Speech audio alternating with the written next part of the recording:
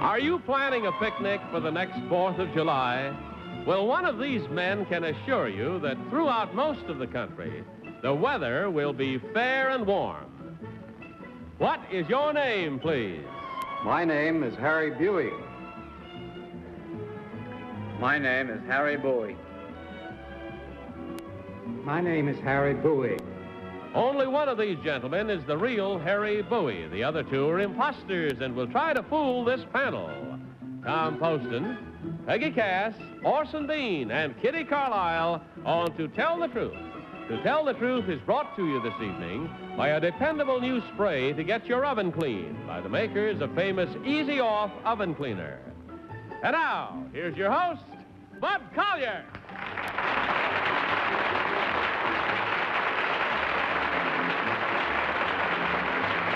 Thank you, and welcome once again to Tell the Truth. Good evening, friends. Good evening, Bud. Joy to be with you, as it always is. Open up your envelope, if you will, and follow along with this first story. I'll read from mine. I, Harry Bowie, am the long-range weather forecaster for the Farmer's Almanac, a publication which has been informing and entertaining the rural population of America for almost 150 years.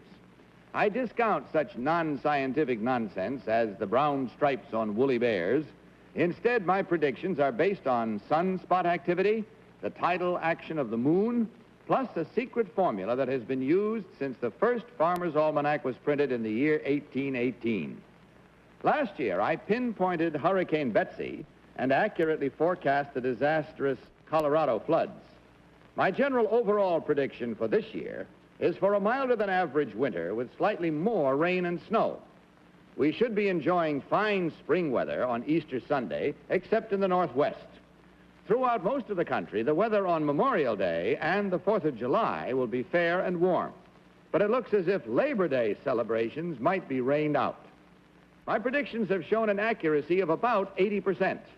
Not bad, considering my forecasts are made more than a year in advance.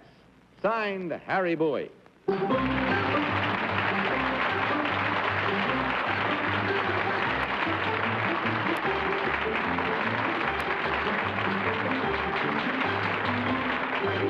And these three gentlemen all claim to be, as you heard, Harry Bowie. We'll start the questioning with Peggy Cass. Peggy? Thank you, Bud. Number 2, where is the Farmer's Almanac published? It's published in Maine, Lewiston. Thank you. Number 3, where did you go to school to learn how to do this long-distance forecasting?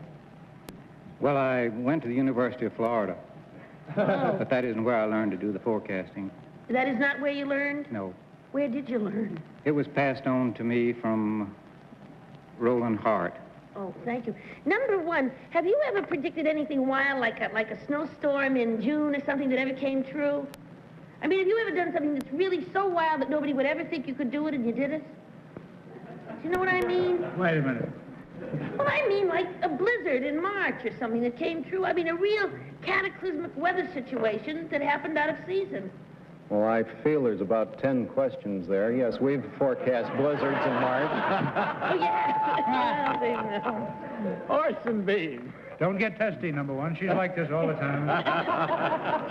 Well, now, number 2, I can remember my grandfather up in Vermont admonishing us after reading the Farmer's Almanac to run out and get the Swiss chard in because it was going to hail. And it did. Well, how do you attribute this to what do you... Just interrupt me whenever you want, because I get very nervous tonight. Well, your question again is what? Tell me about my grandfather. I mean, it's a simple question. I would think that you'd be able to understand that. No. Well, how you can't tell us the secret of this phenomenal... Well, there are 3 basic ways of our forecasting. One is sunspots. Number 2, I guess, would be... I'm talking about the secret thing that was passed down. The secret formula. It's a secret. All right, I'll take a jar. Kitty Carlisle. Number 1, we've all heard about the Farmer's Almanac predicting the weather. What else does it do? Well, it tells you all sorts of other things. Like Have what? you ever seen a copy of the Farmer's Almanac? Yes, I have, but I'm not quite that familiar with it. Well, it has planting tables, for example, for farmers. And, of course, now in our new edition, the American Farm and Home Almanac, which is one that you can buy on the newsstands, where you can find all sorts of recipes. Thank you. Number 2, what is a woolly bear? A woolly bear is it's a part of that old wives' tale, I think, that you could tell the weather by the Well, what is a stripe. woolly bear? Well, Is it a caterpillar? it's a caterpillar, I believe. Number... Tom Poston. Thank you, Bud. I'll ask number 3, why there are better times to plant than others. What does that mean? What is the difference? Why don't you just put a seed in the ground anytime, can't you? Well, there's different signs.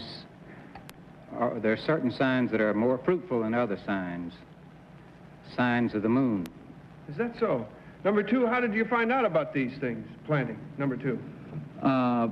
Primarily from the tidal effects of the moon and going back to sunspots. Thank you. Number 1, I noticed that you pronounced your name slightly differently from the other 2. Is there a reason for that? Is that one of the ways that your name is pronounced? Or? We have quite a controversy in the family. Oh, yes, There it is. Time to mark your ballots and vote. So do so immediately, if you will, please, panel. And, of course, without any consultation, naturally without changing once you have marked, just simply vote and select number 1, number 2, or number 3. And our team of challengers will receive $250 for every incorrect vote. Are all ballots marked? Right, Tom, for whom did you vote? Well, my reason doesn't seem to make too much sense. I voted for number 3 because we didn't get to ask him too many questions. I know it's not, but I didn't care that much for the way the other 2 answered theirs. Peggy Cass. So there, too. I voted for number 3 because, you know, when he talked about planting by the light of the moon and the dark of the moon, I love that kind of stuff. Orson Bean. 1 and 2 are great. They're charming fellows, and they should get out their own magazine in opposition of the... But I voted for number 3, too. I used to love the fillers in the Farmer's Almanac. Like, Labinius, a legendary Flemish king, is credited with the first brewing of beer. Kitty Carlisle. I voted for number 3. I think he looks like the sort of man who could keep a secret like that, which must be very hard to do. And although number 1 was very proprietary about the magazine, and number 2 didn't seem to be sure what a woolly bear was. And I'm not sure it's a caterpillar either. I don't know what it is, but there's one crawling up your dress. So the votes are all in and the minds are made up. Now let's find out which one of these 3 gentlemen, in truth, is Harry Bowie. Will the real Harry Bowie please stand up?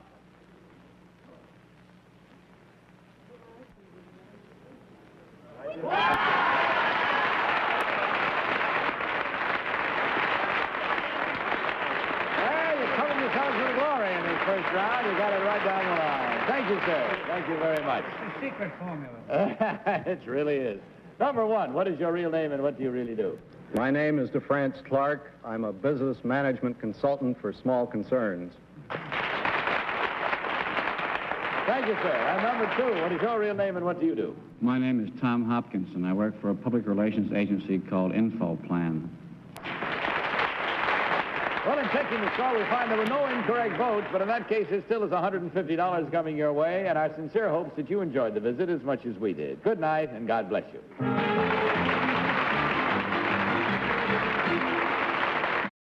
Let's meet our next team of challengers.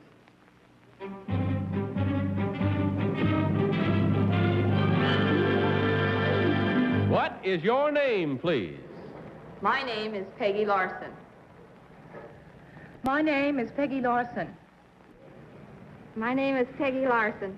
Follow along again, if you will, panel. I, Peggy Larson, and my husband have just completed a 3-year study on one of the world's most fascinating insects, the ant. Ants have inhabited the earth for over 50 million years, and their teeming colonies are found in almost every corner of the globe. There are some 10,000 different species, including harvester ants who collect seeds and make them into a sort of ant bread, gardener ants who grow crops, dairy-maid ants who milk herds of aphids, and army ants whose barbaric hordes kill all small living things that fall before their highly organized march. In many parts of the world, ants are considered a food delicacy. And it is said that the early Mexican Indians fermented honey ants and came up with a potent alcoholic drink. My husband and I have just written a book on the ant, We call it simply All About Ants. Signed, Peggy Larson.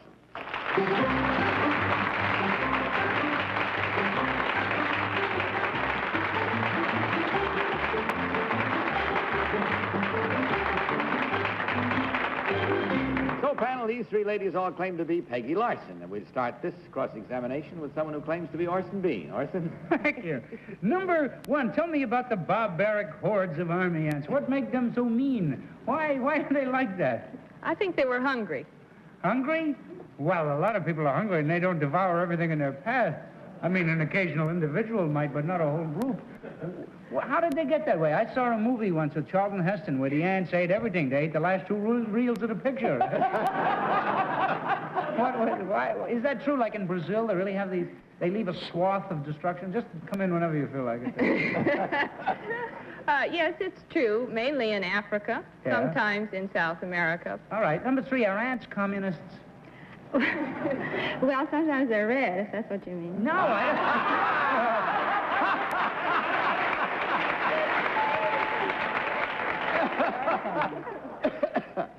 Kitty Carlisle. Number two, there's a very good thing called an ant farm that you can buy for children to teach them how the ants live. And the ants come in packages through the mail, but they're not allowed to transport the queen ant through the mail. Why is that? Well, she's much more delicate. Is that the reason? Not because she breeds too much, and would be too many in the package? Not that fast. Number three, well, number three, how come? What is an aphid? An aphid. An aphid? Yeah. I say aphid, you say aphid. I say potatoes, you say potatoes. An aphid is a cow. A cow? Mm-hmm. An ant cow? An ant cow. Oh, but I mean, how do they milk it? By stroking it with their antenna. Oh, it's... Oh, they get a little stool and they get down there. Tom Poston. Well, where does, thank you, Bud. Number two, where does the milk come from in these aphids? It's not milk. It's a substance called honeydew. Where does it come from? They have little udders and things? No, it comes from... They're a simple insect. They're simply hollow and they contain this. They turn what they eat into a sugary, syrupy substance that they store. I don't think I understand exactly yet, but... Oh, I see. Squeeze them. Number one, what are pupae when you have one of those little ant farms? What do they refer to as pupae? It's one stage in the development of the ant. Peggy Cat. Now, about these aphids. Number two, I have aphids sometimes on plants. On plants, not on me. On plants. And I want to know, are those cow aphids that I have? Because I'm thrilled. I mean, could an ant come along and get milk out of my aphids? Oh, yeah. Your aphids will give milk even if they're not struck by an ant, too. Oh, really? Yeah. You gonna open a dairy? Now, number three, are black ants meaner than red ants, or... Well, that's a pretty much of a general question. There's so many. That's the kind I know. Well, well, then I'll give you a general answer. Okay. To say that one is meaner than the other would not, well, it just simply, I couldn't say this because there are too many varieties. And that's it. That's all the time we have. So mark your ballots like rapid little ants. Mark them immediately without change, without any consultation, of course, as you well know. Vote for number one, number two, or number three. Ballots are now all marked. So, Tom, for whom did you vote? I voted for number one because she mostly resembles my Aunt Anna. And that's the only aunt I've ever had any real close association with. So Peggy Cass. Oh, well, I voted for number three because, well, she put me down. I don't know much about ants. That's right. Orson. The two liars have really, they know more than anyone would want to know about ants. I mean, they've worked hard. But I voted for number three because I think that ants are communistic. Aren't they? Well, you can't own. You never heard of an ant owning his mound and saying to the others, get out, right? Kitty Carlisle. I voted for number two. I thought number two had a great deal of information, although I'm not sure that the queen isn't transportable because she's so delicate. But I think she knew a great deal about ants. Why is she? Well, you've got that pretty widely split there for the four of you voting for three, so let's see how it works out. Let's find out which of these ladies in truth is Peggy Larson. Will the real Peggy Larson please stand up?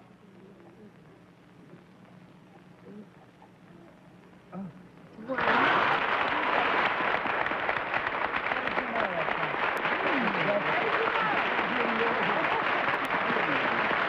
good. Thank you very much. Any little last-minute questions you want to straighten out? I sent for an ant village once when I was about 11 and enjoyed it tremendously for about a week, and one day it was empty. Where did they go, number one? I never was able to figure it out. They were the worst pets I ever had. Didn't respond in kind at all. Nothing at all. Just sat there looking at me. Is it true that they can't transport the Queen because she's so delicate? I think it's simply that the Queen is hard to find, and therefore it's easy not to send her. Number 2, what is your real name and what do you really do? My name is Elizabeth Baker. I'm managing editor of Art News magazine. And number 3, what is your real name and what do you do? My name is Jane Jarvis, and I work for the New York Mets baseball team. And no, she doesn't play second base. She's an organist, right? Yes, I'm musical director and organist for them. Good. Well, in checking the score, you did well, believe me, because you trapped them into 1, 2, 3 incorrect votes, and that's 3 times $250 for a total of $750, ladies. And thank you very much for sharing this evening with us. Goodbye, and God bless you.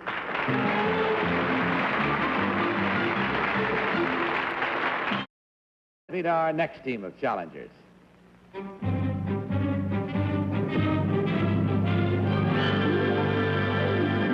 What is your name, please? My name is Ronnie. My name is Ronnie. My name is Ronnie. Again, would you follow along with your copies as I read from my copy? I, Ronnie, have led several expeditions to the Antarctic. All of them were of an exploratory and scientific nature. My 8th trek to the frozen continent, however, will find me in a slightly different role. I am expedition leader of the first trip to Antarctica tailored strictly for tourists. It is a cruise designed for the traveler who feels he has been everywhere. All passengers will be flown to Buenos Aires, Argentina, where they will board a ship and head for polar waters. We plan short stops at scientific stations on the Antarctic continent to study the wildlife. During the month-long cruise, a lecture program will be offered to our amateur explorers to increase their understanding and enjoyment of what they are seeing. The cost of the cruise includes transportation, meals, accommodations, and Antarctic clothing. The passengers are urged to bring cameras, dark sunglasses, plenty of suntan lotion, and at least 2 pairs of long underwear. We figure that our cruise will supply our travelers with a rather startling answer to the routine question, where did you go on vacation? Signed, Ronnie. Gentlemen, all claim to be Ronnie. We'll start with Kitty Carlisle. Kitty? Thank you, Bud. Number 2, how much will this trip cost? It will cost from $2,800 to $3,000. Thank you. Number 3, what is the... Are you going in the summer? The southern hemisphere summer. What would the temperature be? That is the South Pole, isn't it, Antarctica? According to my knowledge in geography, it is. What is the temperature in the summer there? At the place, it will be probably from 30 degrees and up to about 50, 55 degrees, above zero. Quite warm. Quite warm in this Antarctic summer. Number 1, where are these scientific stations that you will stop? Oh, they are in various places. We are stopping in Palmer Island, which is the... Tom Poston. Thank you, Bud. Number 2, what's the name of the town in Patagonia? Ushuaia. I'm sorry? Ushuaia. That's the name of it. Oh, I see. Well, I still get it. Number 3, when you have those sunglasses, when you take the sunglasses along, is there any value in those Eskimo sunglasses that don't have glass lenses? They just have a slit in the opening. You ever use those? Yes, I've used them on many of my expeditions. You like them? They are excellent. Thank you. Number 1, what do you use all that suntan lotion for? At 50 degrees, you don't get much of a suntan, do you? Well, the sun reflection on the snow will cause sunburn. You have snow at 50 degrees? Peggy Cass. Thank you. Number 2, is this ship that you'll be on an icebreaker? No, but they might be escorted by an icebreaker, if necessary. Thank you. Number 1, there aren't any Eskimos down near the South Pole, are there? No, ma'am. But number 3, will you visit penguins? I hope to see some penguins. Yeah, I'd be awfully mad if I paid all that money and didn't get to see one penguin. And number 2, are you all booked up? I mean, is... Yes, practically. All booked up. And number 1, who owns Queen Maud Land? Number 1. Number 1. What Who was that? owns Queen Maud Land? I don't know. Thank you. Orson Bean.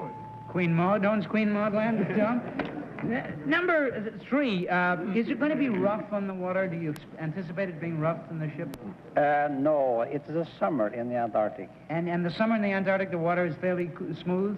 Very smooth. Do you anticipate the need for an icebreaker to accompany you? For safety, I hope. Number 2, are you going to get off will the people be able to get off and walk on the land? Yes. There is land down there, right? Oh, yes, there is. You can even see the land in places. Oh, really? It breaks through, huh? Number 1, have you ever heard of a hated beast that inhabits that part of the world, the giant patoo?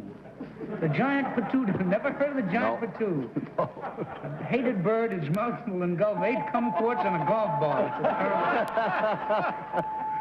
That's all we have time for. All right, without any further questions, just mark your patoos as quickly as possible.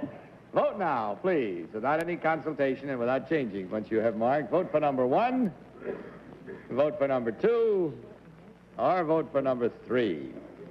Have you all marked your ballots? All right, Tom, for whom did you vote this time? Well, I voted for number 2 because number 1 didn't know what a giant patoo was, and goodness, even I know what a giant patoo is. And I thought number 1, I'd trust him to take us down on a trip to Antarctic. Peggy Cass. I voted for number 2 because I like the idea he had an icebreaker, because if you get in that ice, forget it. And then, also, Queen Maud Land is down there, and I think it's owned by Norway, and it's a part that the Norwegians discovered of Antarctica. That was penguin talk. Orson Bean. Can't take you anywhere. I voted for number 3. He seems to have a sense of humor, and I think you'd need that to while away the long night down there like that. Kitty. I voted for number 1. I think 2 is jolly enough to have made a trip like that seem like great fun, and number 3 seemed like he knew a lot about it, but number 1 looked like he'd been on those expeditions scientifically, and I didn't know where Queen Maud Land was either. Very well. With the votes in and the minds made up, it's time to do nothing now but to find out what the truth is in this matter and to find out which of these 3 gentlemen is Finn Ronnie. Will the real Finn Ronnie please stand up? Whoops.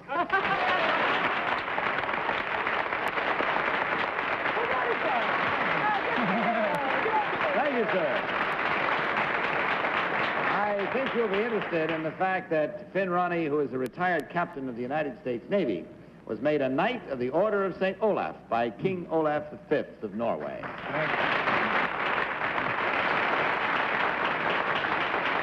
Now, number 1, would you tell us your real name and what you really do? My name is Ralph Floberg, and I'm president of Quist Construction Company of this city.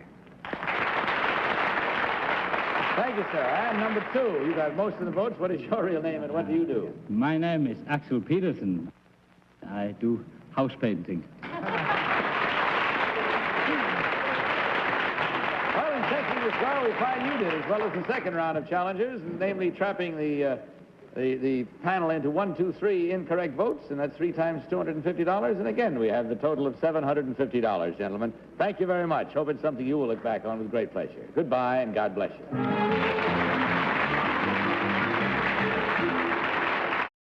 I expect all kinds of mail from friends of the hated patoo, but trusting we don't. Thank you for making my evening as bright as it was. It's always a joy.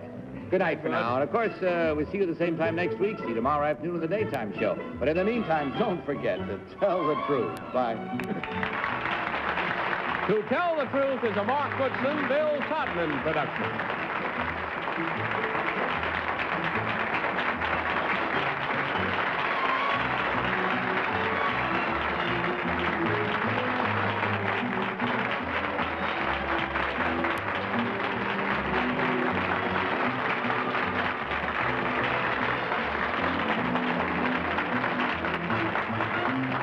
Tell the Truth has been brought to you by Chef Boyardee, makers of a complete line of high-quality Italian-style foods prepared from the recipe of a famous Italian chef.